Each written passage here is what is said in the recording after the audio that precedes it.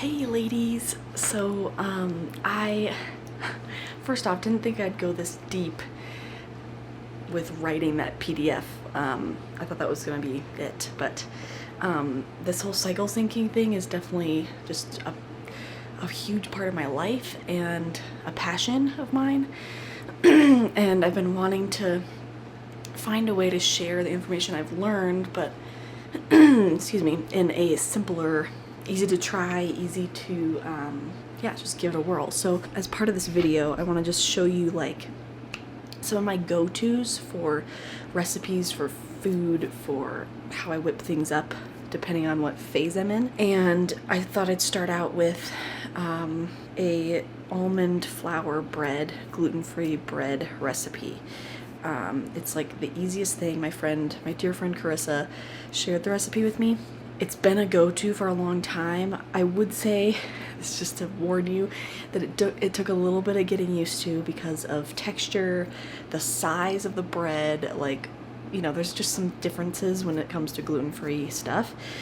But once I figured out ways to kind of make it my own and make it taste good, I mean, it does taste good on its own, but make it really good, it's just been one of my favorites. So hopefully you can give it a try, give it a few tries to see how that goes for you.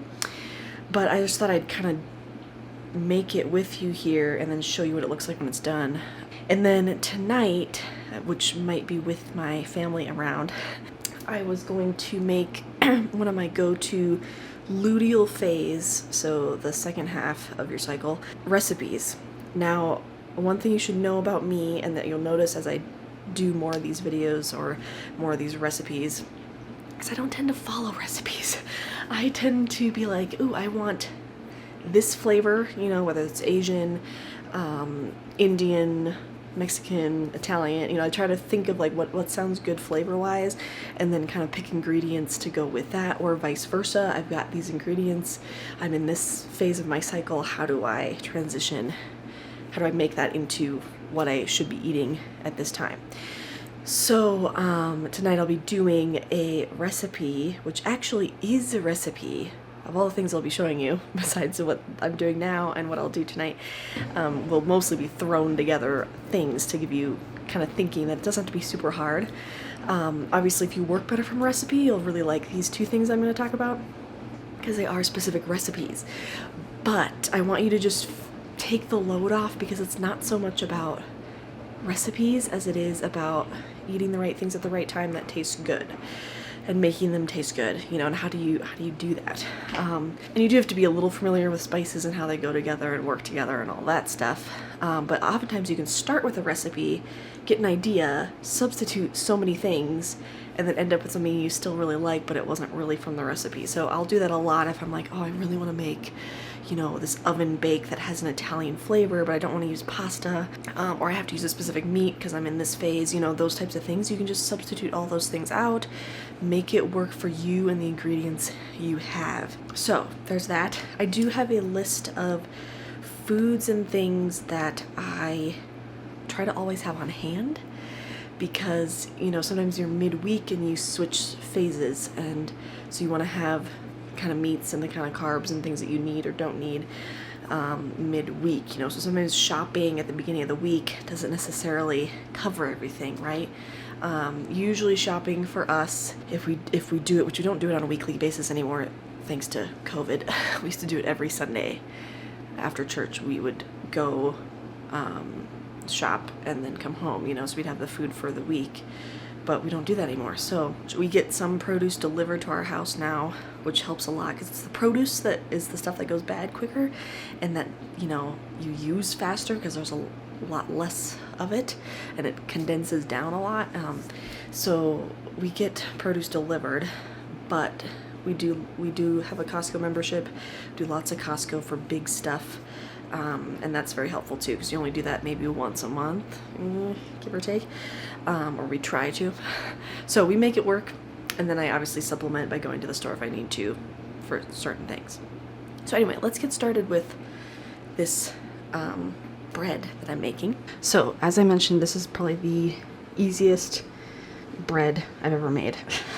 I don't like make normal bread, but it's really easy. So You will need almond flour because we're going for gluten-free, because it is a little bit better for your health. But this is almond flour that I get at Costco. You can buy it anywhere. Costco just happens to have big bags. And this is some leftover in my container here. But you just want 2 cups of flour. I suppose you could substitute a different flour if you want. This one just gives it a nice texture. You do have to be aware of the fact that it is almond flour, so it's good fat, but it's a lot of fat. So, you know, if you have this as a meal, you want to be careful not to do something too fatty later. Okay, so we want 2 cups of this.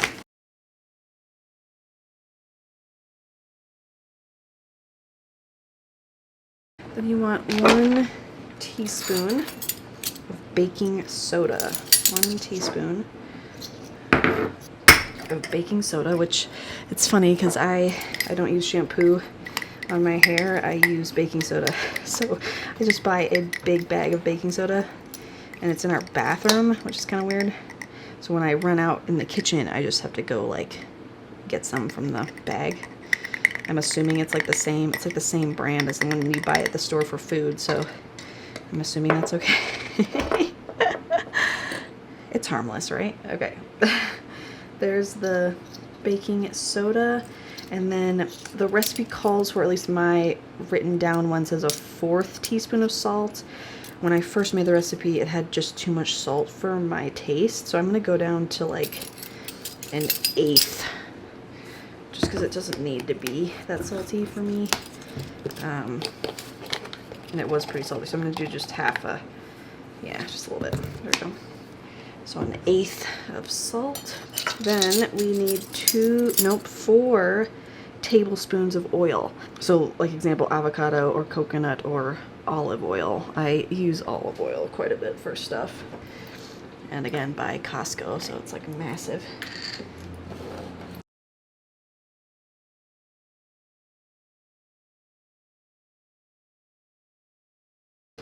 2 tablespoons of apple cider vinegar, which is also funny because I also use this on my hair. So again, you can see how you'd be saving money if you're buying things in bulk and then using them for multiple different things. Now, I'm kind of to the bottom of this. I don't know if that's going to be 2 tablespoons, but it's probably going to be exactly. It's got a little bit of SCOBY in there. Ooh, there we go. You know, you can kind of just throw things together. But see, now it's kind of bubbly because it's reacting with the baking soda.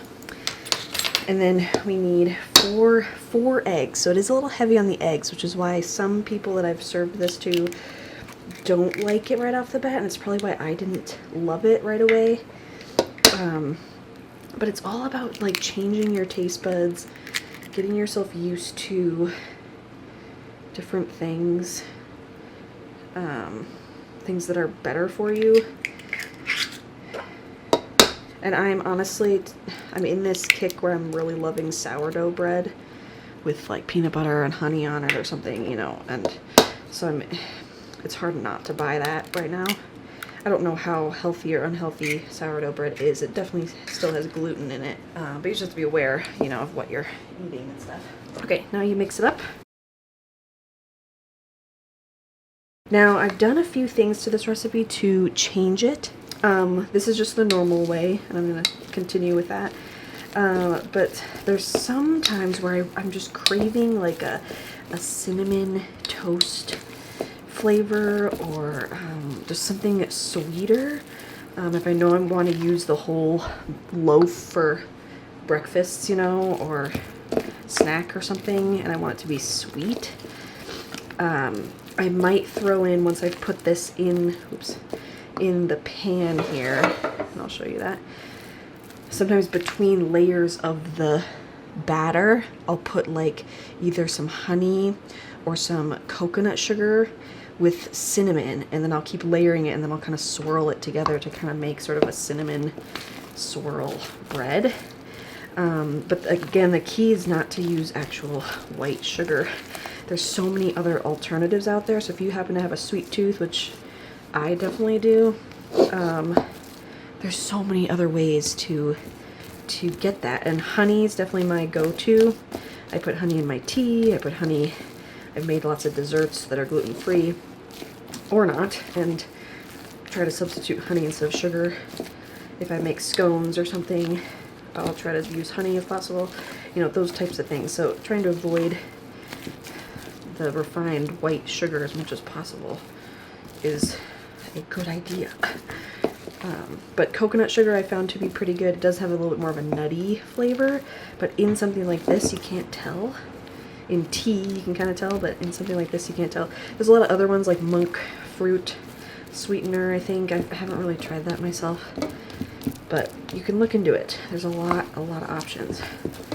But if I wanted to make this sweet, I would definitely just layer some sugar between it, and then it's good toasted with a little bit of coconut oil on it, maybe a little more honey on top of the toasted pieces. But other than that, it's like it can be a nice little sweet tea time snack or breakfast option. Okay, so we're gonna put this in here. Now it's not a lot, right? You see how it looks like it's not like your normal bread batter. It's gonna be pretty minimal. And it's not gonna rise much either because it doesn't have yeast or anything like that in it. It will rise a little bit. So it is a small loaf of bread, and that's what it took a while for me to get used to. It's not like your, you know, big piece of bread. But because it's fattier with almond flour, good fats, it fills you more and keeps you full longer. So you don't need much of it, you know. Normal bread, because it turns into a sugar in your body, it's not going to last long as energy. So that's why you want to try to avoid, sugary things in the morning, because they're just not gonna keep you sustained very long. And then your blood sugar is not balanced. And then all you want to do is eat sugary things or snack all day. So then you can kind of flatten it a little bit, and then you just bake it in the oven for 30 to 40 minutes. 30 to 40 minutes at 400. So pretty hot. And again, it's because it's got to bake those eggs in there too. So I'm going to put that in the oven, and then I'm going to show you it when it's done. While that's baking, I thought I'd just quick mention some other breakfast ideas, things that I do for breakfast. Now, I don't think that breakfast needs to be phase specific so much. You more want to think balancing blood sugar, you know, so avoiding things like cereal, waffles, syrupy things, pastries, anything like that. So this bread is a perfect breakfast thing. I usually have it for breakfast versus like another option. I put coconut oil on it and a little honey sometimes, or a little bit of coconut oil and some cinnamon, or honey and cinnamon, or a nut butter, which could be an almond butter, it could be peanut butter, it could be cashew butter, something like that. Again, you have to be a little careful because you're already putting nut butter on top of a nut bread, so you're getting a lot of healthy fats, but you may have to limit your fats then the rest of the day just so you don't overdo it. And then you can also do peanut butter and honey on it, but again, I do toast it because I leave it in a bag in the fridge, because you do want to eat it within the week usually, but once you see the bread, you'll know what I mean. It's not very big. Within a week or two, you have to kind of watch it, make sure nothing's growing on it. So that's how I use it, as a more of a breakfasty food. You can use it savory though too, again, if you don't put honey and stuff in the recipe. But I will either put, you know, you could put coconut oil and a little bit of garlic and salt on it, so it's more of a garlicky bread. You could put, you can make it avocado toast, which is really, really good. I've also done like either a baked salmon or a smoked salmon on top of it, which has also been really good. So you can do lots of that. I don't do a lot of cheese or dairy just because I have been tested and just have a slight intolerance to dairy. So we don't really do a lot of cheese. We don't buy milk. We will skimp and do things like ice cream. It's one of my favorite desserts. So you could put cheeses or cream cheeses on it too, but just be careful with that and how your body reacts to dairy. The other few breakfast ideas that are kind of go-to for me now, you're talking to a person who absolutely loves breakfast. I'm exactly like my mom, where we go to bed dreaming of our breakfast, wake up, and we're just like so thrilled to eat breakfast. So if breakfast isn't your thing, or it's never really been your thing, or you're just kind of iffy on it, that's okay. But maybe these options will give you some new excitement for breakfast. And it does depend on kind of your lifestyle and where you're going and all that stuff. But kind of my go-to right now, especially with a 1.5-year-old, is making smoothies in the morning. So it's a great way to throw in a bunch of spinach, get some greens in there, a bunch of fruit. We have protein powder that I put in there to kind of sustain us with some protein. But I also put chia seed, flax seed, turmeric powder.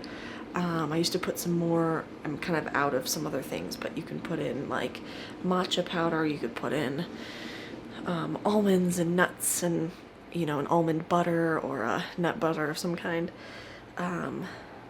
Just with some water, mix it up, blend it up, and that's been a really tasty, really filling for both me and Tobias. And then my other go-to, which I've been doing for like, and I'll rotate that between a bread, is usually I have a smoothie with almost every breakfast thing, but smoothie with either oatmeal or the bread. Oatmeal, so I don't know if it was like a few years ago, I basically was trying to take out as much sugar as possible. This was before I found cycle syncing stuff. I decided to try to take out sugar as much as possible. And so in my breakfasts, I started doing smoothies again in the summer of that year. And smoothies in the summer are great. Smoothies in the winter, not so great, right? You don't want to wake up, you're already cold, and have to drink something cold, right?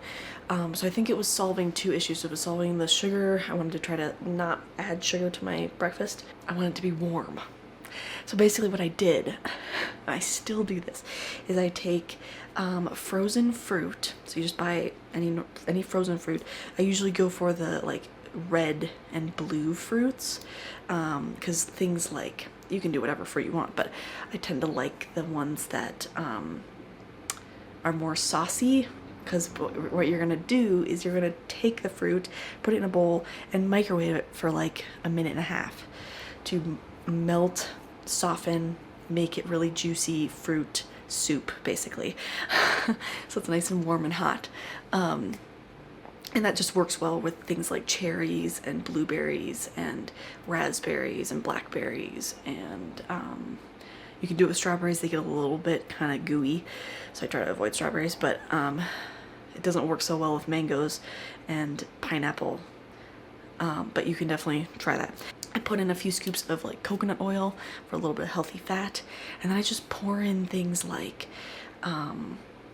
if I've got chia seed and flax seed and different hemp seed, or you know, whatever I've got on hand, maybe some turmeric, maybe some spices, like if you want it to be more cinnamony. Honestly, doing that tastes like pie. It's so good. I'm not adding any sugar, I'm not adding any honey. It's literally just the frozen fruit that's sweetening it, and it's plenty. And I don't like gooey oatmeal. Like, I've never liked gooey oatmeal. So the fact that I eat oatmeal on the regular basis as my breakfast is kind of weird, but it's because I'm doing it the way I want to do it, where it's not gooey. So once all that stuff's in there with the, you know, liquidy fruit, warm fruit, then I put in the dry rolled oats. Old-fashioned rolled oats. I don't do the pieces because, again, those get a little too mushy, but the whole ones, put them in there, and they'll soften just enough so it's not like you're eating dry oats, but they're not mushy, and then you eat them with pieces of fruit and they get coated in the juices. It's really good. It's like eating pie. No added sugar. It fills you up, it sustains you. It's definitely probably, I think oat is in your first half of your cycle. You can eat oat, but honestly, I eat it in every cycle because it's just, I crave it in the morning. It's tasty. It fills me up. I can decide how much to make, you know, depending on how I'm feeling or what I'm pairing with it, whether it's a smoothie or like some eggs or something. But anyway, I recommend that. So those are kind of my three go-to breakfast. Obviously you can do things like yogurt. Try to stay away from sugar sweetened yogurt. You can always put a little honey in it and then put fruit and granola and stuff inside. That's also really good. So just some options for you for breakfast. If you're not a breakfast fan, I still recommend you eat breakfast in some form. Because one of the things that Elisa Vitti talks about in her book is that things like intermittent fasting, which is kind of all the rage right now, is not really meant for us women in our reproductive years. It's great for postmenopausal women and it's great for men, but it's not really great for us because we actually need so much more nutrients. We need so much more calories that the intermittent fasting isn't gonna fare well with our bodies. Our cycles aren't gonna be happy with that. And she talks way more about that, so don't take my word for it. Go read her stuff. So things like missing a meal aren't necessarily beneficial for trying to create a balanced hormonal system. So think about that, because it's definitely the rage is to do intermittent fasting. Whether that's taking out a meal. I know my mom, I think, doesn't eat breakfast. Both my parents don't eat breakfast, but that works great for them because they, you know, they're either not a woman or not in their reproductive years anymore, and so that works so good for them. But if you are and you're having hormonal issues, that could be why, or one of the reasons. So eating breakfast I think is really healthy. Again, it comes down to balancing your blood sugar. So, you know, if you're not eating breakfast, it's basically breaking fast, right? You fasted all night and you need to replenish. And, you know, I think if you get yourself back into eating breakfast, you'll feel better about it. And maybe you'll eat less throughout the day. I don't know, but it's worth a try, worth looking into, worth researching on your own, and finding what tastes good to you and what sounds good. And again, like I've said, even though I cycle sync most of my other foods, I don't really cycle sync my breakfasts very much. So I try to have consistency with that because I am such a breakfast person. So knowing, you know, that I need to take out gluten and sugar and things like that, and having those options available for me is really, really helpful. So there you go. Okay, so this is what the bread looks like out of the oven. Focus. So it looks really good. It actually smells amazing when it's baking. Right, Toby? You like the bread? We're gonna get it out of there. So I just took sorry, I'm doing this one-handed, kid in my arms, but kind of pushed along the side here, and then I'm hoping, I usually put it right onto saran wrap because I wrap it. Ooh, look at that. Comes out fairly clean. I sprayed this with coconut oil spray so that it would come out, and that's what the recipe calls for. But look at that nice loaf there. So you can see how it's, you know, it's very thin. But let me show you what it looks like. A piece off of it. Oops. Sneeze away from the food. There we go. We're gonna cut off a piece like this. You can see, come on, focus.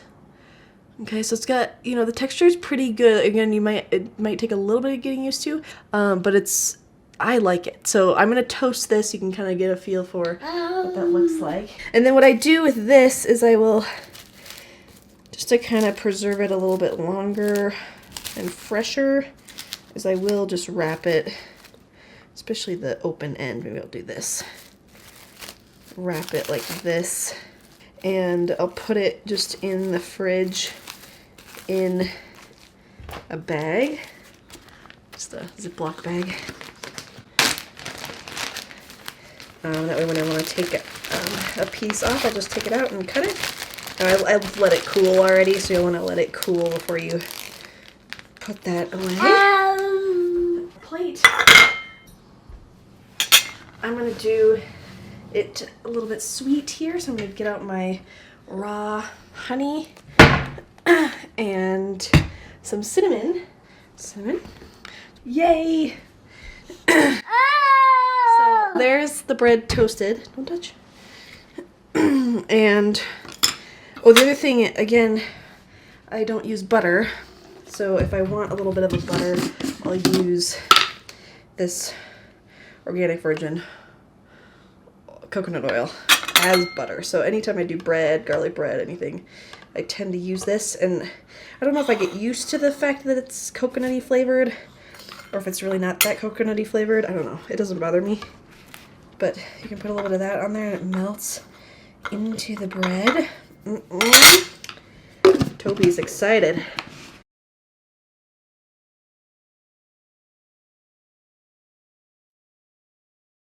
Okay, we're gonna taste it, Toby.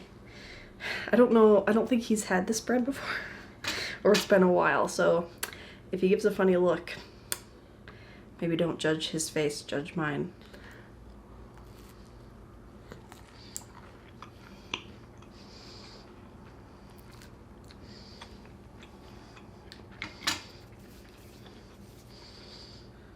Toasted a little much, but really good. What do you think, Toby? Yeah, so it's good. Again, it's filling. You don't need much of it to feel full, so I'll often have just 2, decently thick pieces in the morning and put whatever I feel like on it, and there you go. Say bye-bye.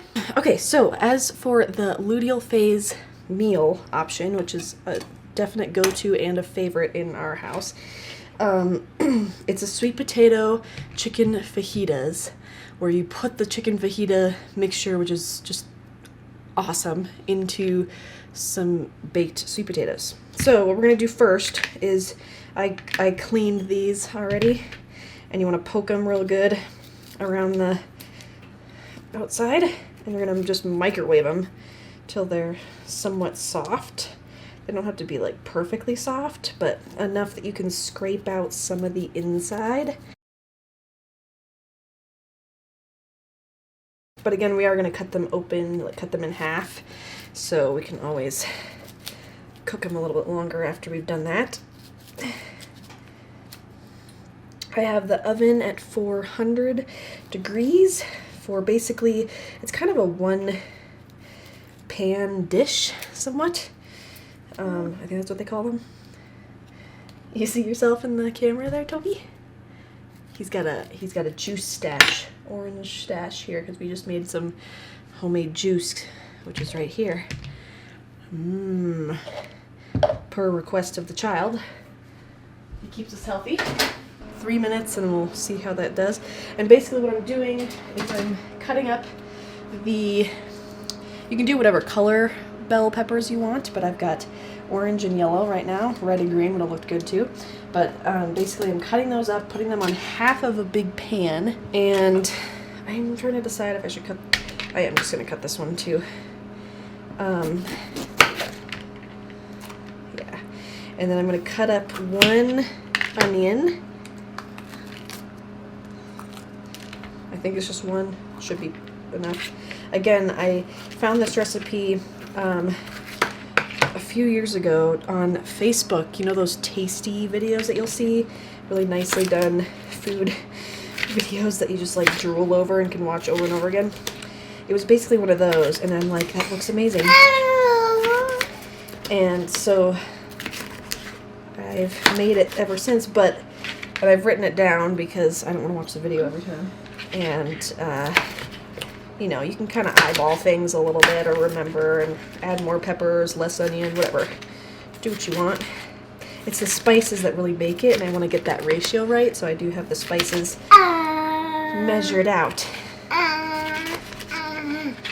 Yep, we're gonna cut the onion too, Toby. When we cut the onion, look, we gotta get this off of here.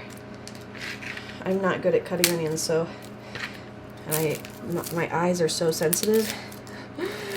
So I'm afraid every time. I know you don't want to cut off the ends because that's what can like hurt your eyes. Right? Are we gonna have hurt eyes, Toby? Are we gonna be crying?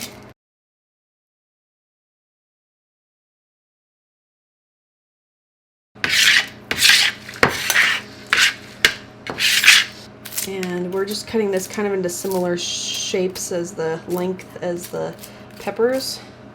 You know, you're thinking fajitas, chicken fajitas, so I'm gonna do, let's do this.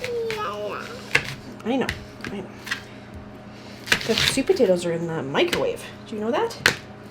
So let me just do, so I'll just do this actually. That might, yeah, that can go around.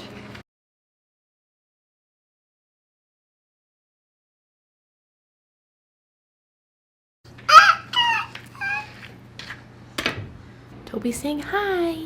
Hi. Hi. Okay, so I'm going to make these spices in a bowl because you want it all mixed together really well before you put them on the veggies. So, hi. Yeah, good job. Good job.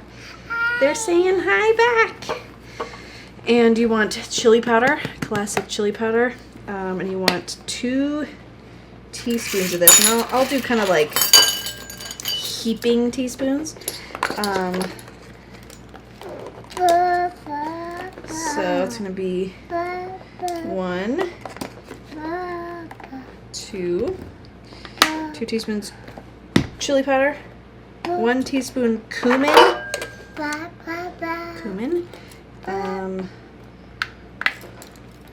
have enough of this? And 1 teaspoon salt, 1 teaspoon pepper.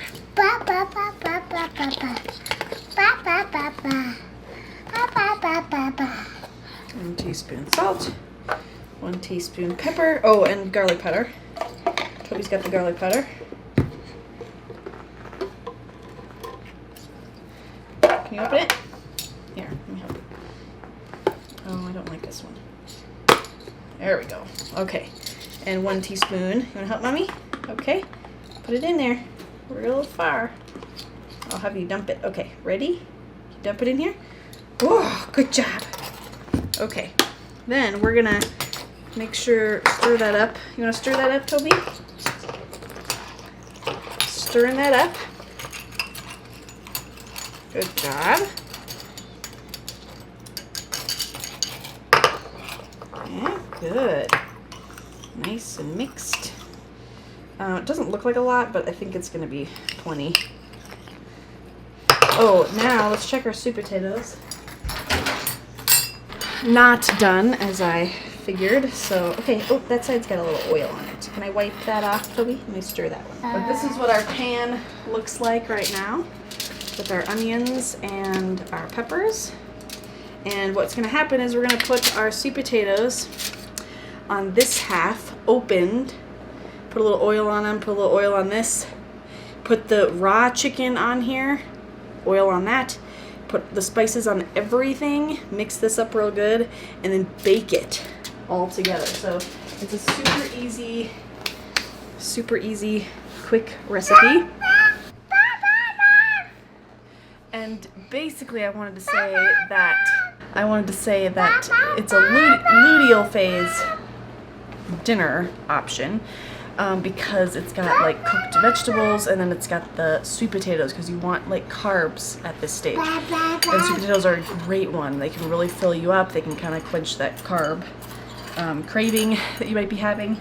The only thing that's more of a first half of your cycle food is the chicken.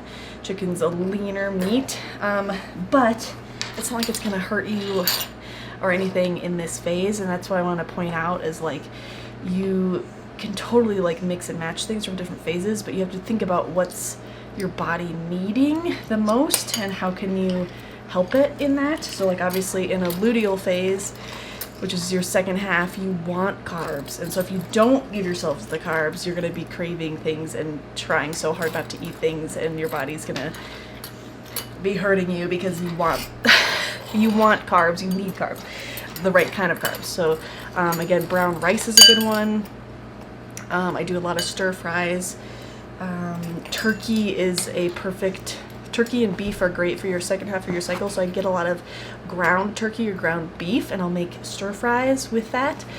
Throw in all the veggies and the greens, and then put it over brown rice and eat as much of it as you want, and it just fills you up so much more. Same with the sweet potato. So this meal is perfect because you can have like a whole half of a sweet potato, even a whole sweet potato if you want, and it's just packed with all that flavorful chicken fajita mixture. So just really good options. You just have to know kind of what your body needs and give it that. Right, Toby? Hi. Hi. Hi. Hi. Hi. Can you wave? Can you go hi? Hi. Yeah, hi. Are you cooking with Mama? Alright, so sweet potatoes are out of the microwave. I'm going to test them to see if they're done. So I'm going to cut them in half because that's what you want to do anyway. Ooh.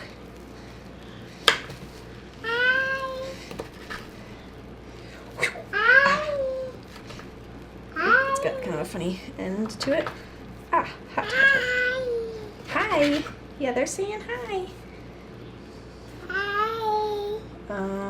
This one, let's cut it this way. Ooh, it's very hot. Yep, those are perfect. So now what you're gonna do is you're gonna open these up. Yeah, we're gonna put them in the pan, right, Toby? We're gonna take this. Oh, hold on. Let's take this one. It's a little hard with oven mitts on because they're very hot. Oh gosh. I know, we're getting it ready.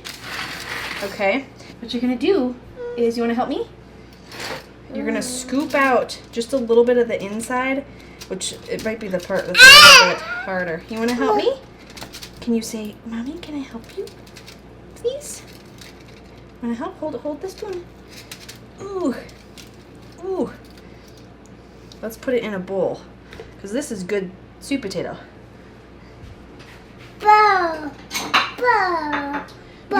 Honestly, you could just leave it too. The thing is, you want to be able to put some of this with the chicken inside each one, which could be hard to do. Hi. It's very nice, Toby. I honestly might just leave mine. I'm just going to cut it a little bit so that it can cook a little bit more, because I like the whole, and you can just eat this later, but I'm just going to, put some slits in each one and call that good. And what we're going to do, you want that? Is we're going to get the raw chicken, stick that on top. We're going to coat, actually let me first do the vegetables. I'm just going to put we're going to put olive oil down here.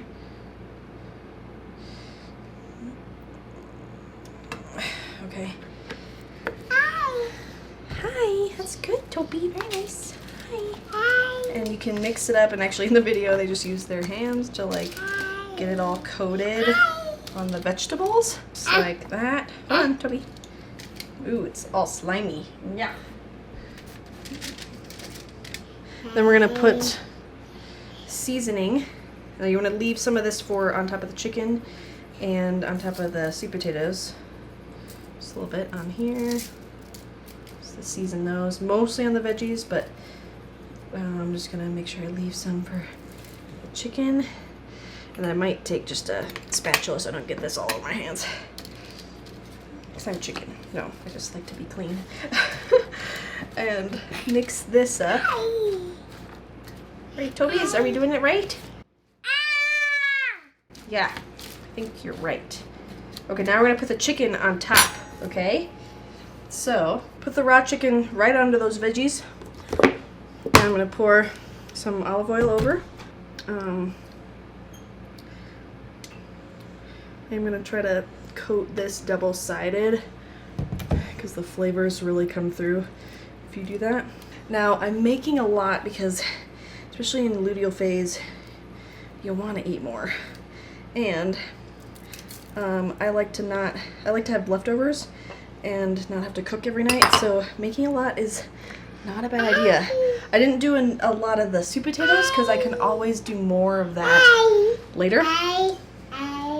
And just use the leftovers of this on top of that, or even you can even just eat this on its own as well, or put it over rice or something. So there's lots of options, but this is super good. So we're gonna put this in the oven for 20 minutes, and the oven's at 400. So when we do that,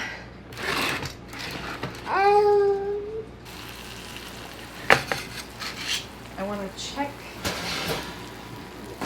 the chicken first. because I don't. Make sure our chicken is cooked all the way. I have a feeling it's not going to be. I'm going to put this here. Oh, it's close, but I'm going to basically shred it.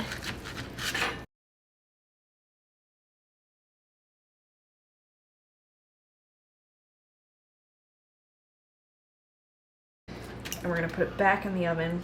And because I didn't take these out, usually in the original recipe you'd take out the inside of the sweet potato and you'd put some of this shredded chicken with the veggies in here, bake it again. But I'm just going to shred the chicken, put it back on the veggies, and just bake it again. And then I'll combine it when we eat it.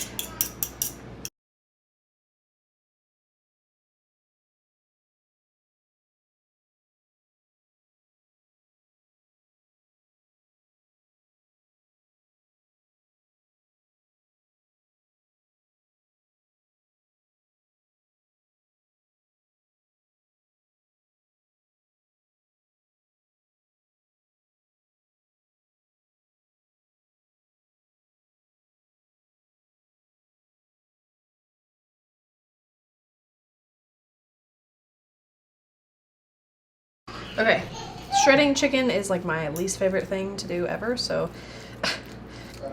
Okay, so we're gonna put that back in the oven. There it is. Woo! So, you can take sweet potato and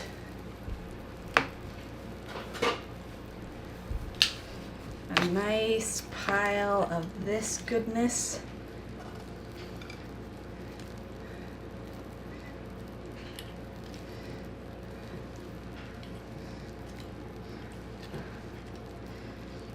And then you can add toppings like sour cream, if you're doing sour cream, or just like guacamole. You could add some salsa, you could add whatever you want, but there you go, guys. Super healthy, yummy luteal phase food. I hope you give it a try and enjoy.